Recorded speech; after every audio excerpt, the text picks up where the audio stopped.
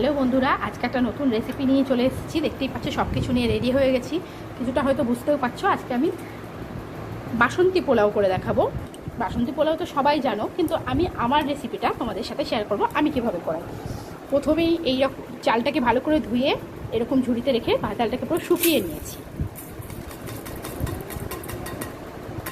ঠিক আছে, এবার এর মধ্যে আমি আস্তে আস্তে সব দিয়ে দেবো। এই যে আমি একটু আদা গ্রেট করে রেখেছি, এরকম যে কোনো গ্রেটার দিয়ে তোমরা গ্রেট করে নিতে পারো, গ্রেট করলে ভালো হয়, আর নাহলে আদা বাটা দিলেও চলবে।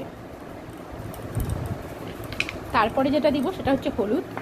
আমি কোনো ফ্রুট কালার ইউজ করব না, আমি নর্মাল হলুদই কিন্তু এর ভিতর দিই, কোনো গন্ধ কিন্তু বেরোয় না। জাস্ট হালকা করে আমি হলুদ দিলাম, কারণ আমার হালকা কালারটা বেশি ভালো লাগে। কিছুটা লবণ।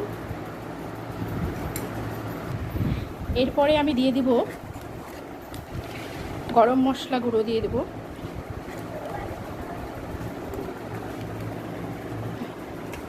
এর ভেতরেই কিন্তু আমি কিশমিশও দিয়ে দেবো, যতটা কিশমিশ দেওয়ার আমি দিয়ে দিলাম। হ্যাঁ, লবণ। এবারে আমি যেটা দেবো সেটা হচ্ছে ঘি দেবো। এতটা মতন ঘি দিয়ে এটাকে পুরোটাকে আমি এবার মাখাবো, সুন্দর করে মাখিয়ে নেব। অনেকে চিনি পরে দেয়, কিন্তু আমি চিনিটা না এর মধ্যেই দিয়ে দিই। যতটা আমি একটু আইডিয়া করে চিনি দিলাম, যেমন মিষ্টি খাওয়া যাবে।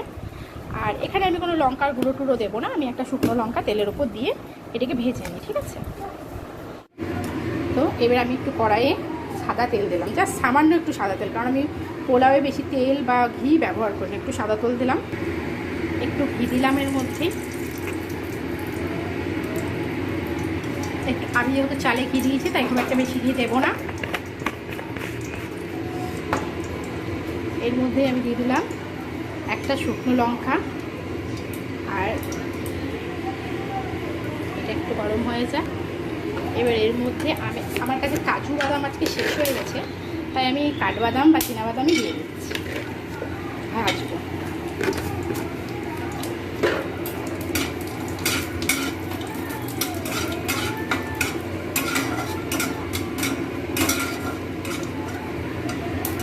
ভাজা হয়ে গেছে বাদামটা, এবার চালটা আমি এর মধ্যে ঢেলে দেবো।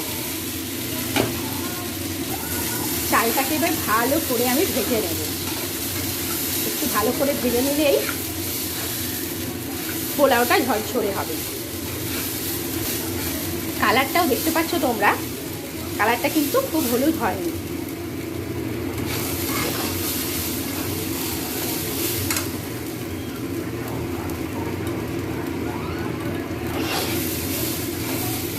মোটামুটি ভাজা হয়ে গেছে। আমি হাই হিটেই ভাজছিলাম, এবার গ্যাসটা লো করে দিলাম। আমি যেহেতু 2 কাপ চাল নিয়েছি, তাই আমি এখানে তার ডাবল মানে 4 কাপ জল দিয়ে দেবো।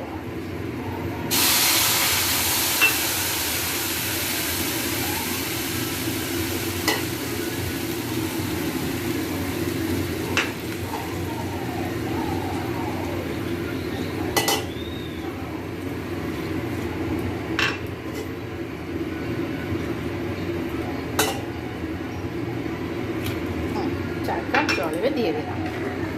এবার যেটা করবো, আমি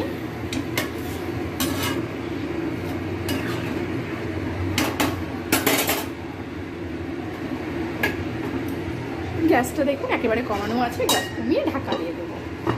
আর পোলাওয়ের সাথে এদিকে হচ্ছে মুরগির মাংস, এটা একটু আপনাদেরকে দেখিয়ে দিই।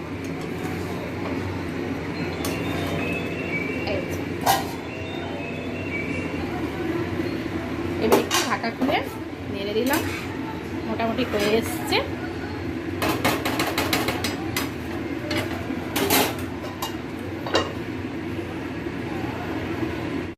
এই যে দেখুন একেবারে হয়ে গেছে, শুকিয়ে গেছে। এবার এটাকে আমি গ্যাস অফ করে রেখে দেবো কিছুক্ষণ, তারপরে একদম ঝরঝরে হয়ে যাবে।